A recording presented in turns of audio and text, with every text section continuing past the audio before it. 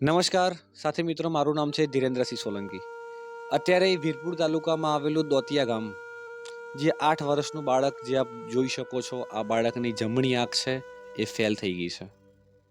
ઘટના કંઈક એવી બને છે કે સાંજના 6:30 વાગ્યાના સુમારે આ બાળક, જે રોબોટની કીટ આપવામાં આવેલી, એ કીટ સાથે રમત રમી રહ્યો હતો અને એવામાં લિથિયમની બેટરી ફાટવાના કારણે આજે 8 વર્ષનું બાળક છે એની જમણી આંખ જતી રહે છે.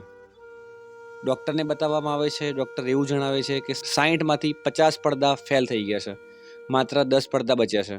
એક ઓપરેશન થઈ ગયું છે, 2 ઓપરેશન બાકી છે.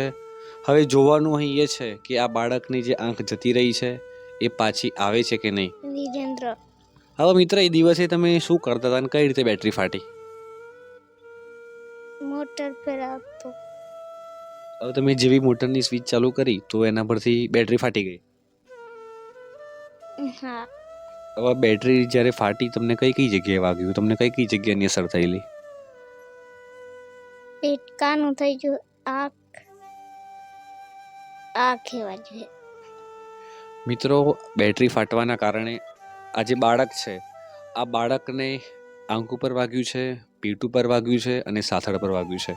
અહીં તમે બાળકની પરિસ્થિતિ જોઈ શકો છો. કઈ રીતે હું મારા કેમેરામેનને ગુજારિશ કરીશ કે નજીક આવીને દ્રશ્ય બતાવે. અહીં તમે જોઈ શકો છો કઈ રીતે બાળકની જે આંખ છે, જે ડાબી આંખ તો સેફ છે, પણ જે જમણી આંખ છે એની કઈ રીતે હાલત થઈ ગઈ છે. સાથે મિત્રો, ઘણી બધી આશાઓ. આજે બાળક છે, બાળકને ડૉક્ટર બનવું હતું, બાળકને આર્મીમાં જવું હતું. અત્યારે અમારી પાસે જે છે એમના દાદીમાં છે, આપણે એમની સાથે વાત કરીએ. આપનું નામ? લાલીબેન. હવે આપણે દાદીમાં, એ દિવસે સમગ્ર ઘટના શું બનેલી? એવી ઘટના બની કે અહીં કીટ હતી નીચે, હું રસોડામાં જઈને કીટની અડ્યો તે એણે કેવી રીતે રમકડું રમ્યું કોઈ ખ્યાલ નહીં, પણ એકદમ ફુગ્ગાની બેટ ફૂટ્યું તેવું એકદમ. પછી મને અવાજ આવ્યો કે હું ફૂટ્યું ને મેં મારો દીકરો પકડી પાડ્યો તેવો હું તૈયારીમાં હોસ્પિટલમાં લઈને જતી રહી. એટલી જ વાર. હવે એ દિવસે, આજે ઘટના બની, એ દિવસે તમે કોણ કોણ ઘરે હાજર હતા?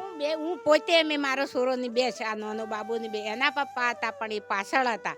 તે એનો અવાજ આવ્યો એટલે એ ફુગ્ગાનો ફૂટ્યું ને એવું તૈયારીમાં એ આવી ગયું. અમે તેને જ હતો, એના દાદા પાછળથી આવ્યા. ભાઈને કઈ કઈ જગ્યાએ વાગેલું છે તારે? અને એની ભાઈ પેટું પણ વાગ્યું, એની ઓખજી, એની હુવાળી જગ્યાએ વાગ્યું. એની હુવાળી જગ્યા થોડી કચકચ રહી ગઈ છે. હવે આ જે કીટ હતી, એ કીટ ભૂતકાળમાં કીટ જોડે બાળક રમતું તો ખરું? હા, રમતું. એની અડીની છે ફુગ્ગો ફૂટે એમ ફૂટ્યું. હવે આજે બાળક હતું, આજે તમે કીટ હતી બાળક, જે કીટ સાથે બાળક રમતું હતું, ભૂતકાળમાં એ કીટ, મતલબ કે પહેલા બાળક આ કીટ જડે શરૂમાંથી 7 મહિનાથી એ કીટીથી જ રમતું. અને આજે કેવી રીતે એની શું ખબર નહીં, એવી રીતે છે ફુગ્ગો ફૂટે એમ ફૂટ્યું. તમે અહીંથી ભાઈને સૌથી પહેલા કયા દવાખાને લઈ ગયેલા? અમે ગાવંત્રીમાં મહેન્દ્રભાઈ નામો બાયડ વાળી ડૉક્ટરે એમ કીધું કે આગળ કેસ પકડો અમદાવાદ તાત્કાલિક.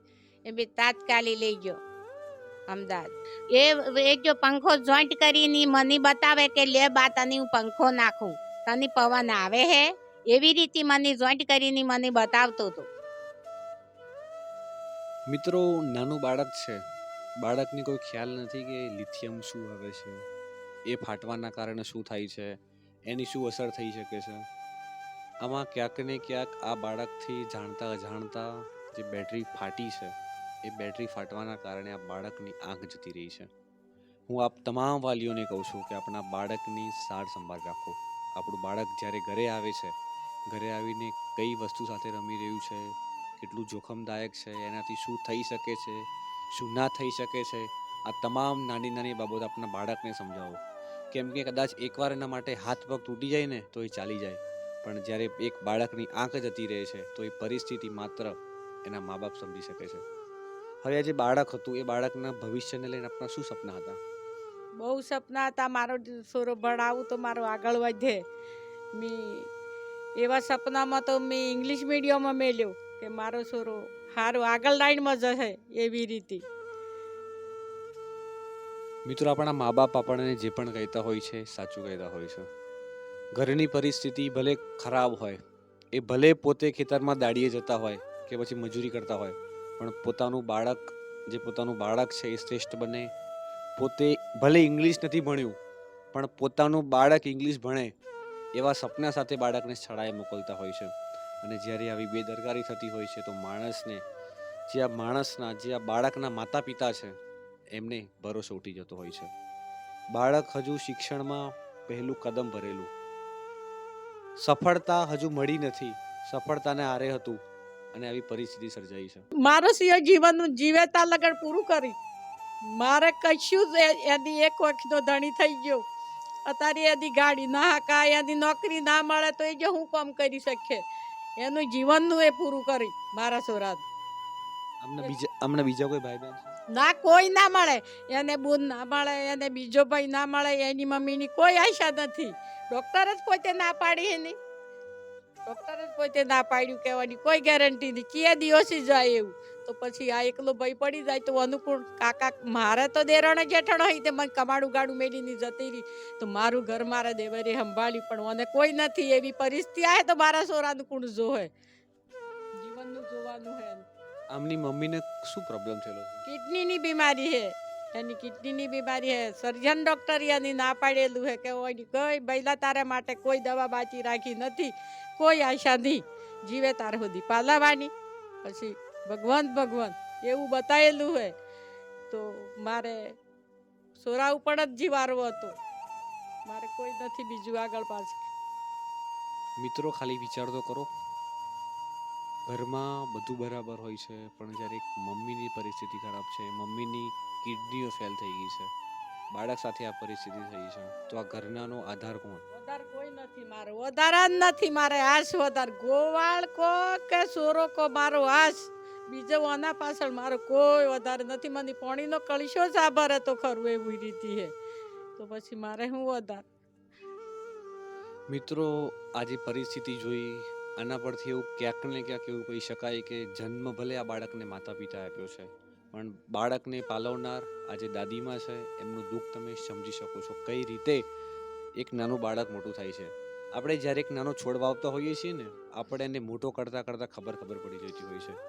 એક છોડનું જ્યારે ઝાડ બને છે, આપણને એવું હોય છે કે આપણને છાયો આપશે, પણ આ એક બાળક છે, બાળકને માતા પિતાએ મોટું કર્યું છે, આશાઓ તો હોય ને, અને બાળક સાથે આ પરિસ્થિતિ થાય, એક આંખ જતી રહે તો માતા પિતાની શું પરિસ્થિતિ થાય, માતા પિતાની શું હાલત થાય, એ તમે આ દ્રશ્યો જોઈને આજે દાદીમાં છે એમનો તમે કરુણ અવાજ મહેસૂસ કરી શકો છો.